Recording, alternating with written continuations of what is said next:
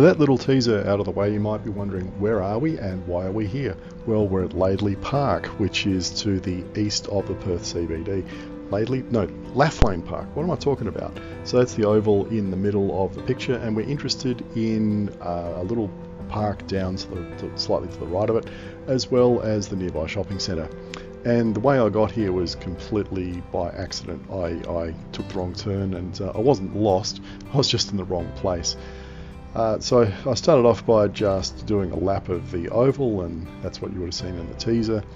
And I wanted to check out what the paths were like, what the facilities were like, and what the local shops were like, because I'd been told there was a nice little cafe strip here. And so just from an urban design urban design perspective, I thought this was interesting because this is an old oval, I think, that's been around for decades. And the West Coast Eagles decided to refurbish it and turn it into a flash training facility. Don't know how much money they poured into it, and as a result, the whole area was kind of tidied up. One thing you might notice over on the right there is porous tiles that have been used in the parking area. We'll see some more details of those in a minute. That's all grass growing up in between them. And I guess drainage around here must be an issue, because we'll also see a bit more of that in a sec as well. So it's very nice, and one thing I did notice was quite a few people walking around, like that couple with the pram. I have a look at the road surface. It's a 20km/h area here. That road surface there is all rough brick. All the parking off to the left here is also brick. This is a slow area. This is a kind of pedestrian priority little shopping centre. You can see that raised crossing in the middle. I mean, it's not a pedestrian crossing, but at 20 kilometres an hour, I guess it acts like one. Here's another one. Disabled parking there on the left. You can see the nice cafe there as we went around the corner with lots of cyclists. This is what I was talking about with drainage. That was probably at least 12 feet deep, that kind of sump.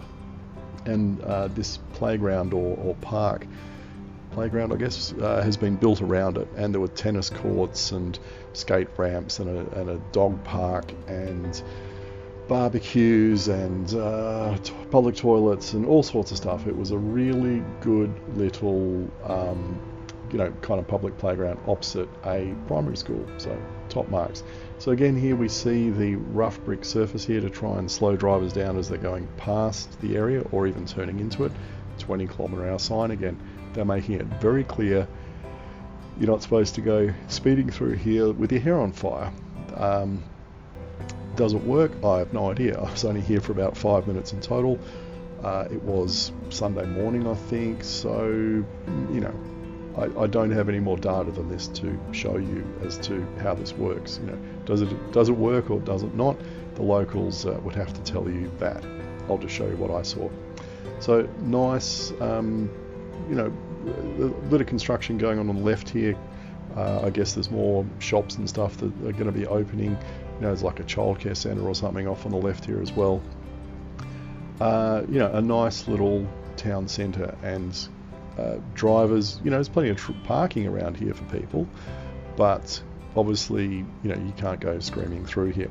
Now, I just thought I'd pull over here and have a closer look at this stuff that they've used to increase the porosity of all the car parking, which is not a bad idea. I mean, you think about how many millions of dollars councils have to spend on stormwater drainage because road surfaces aren't porous, and well, here they've just made a slight improvement by putting this stuff down, so you get a bit of drainage going away. And then you see a couple of couples there with prams, always a good sign. The only problem with this kind of tile stuff, rough as guts, not very good to drive on.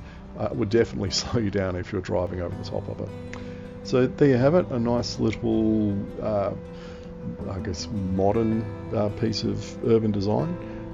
Very pedestrian friendly, very cycle friendly, very quiet. That was the other thing. Where I was filming on the other side of the road next to the letterbox, I could hear people talking on the other side of the road, and that's quite a wide road. I couldn't hear what they were saying, but I could hear conversations.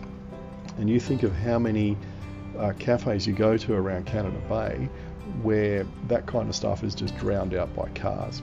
The only place I can think of where that doesn't happen is the cafes up at Abbotsford, up near the sailing club or rowing club. And about the noisiest thing up there is the air conditioning above the shops. Everywhere else, noise. So anyway, that's it. I might go out there again and actually have a coffee and see what it's like.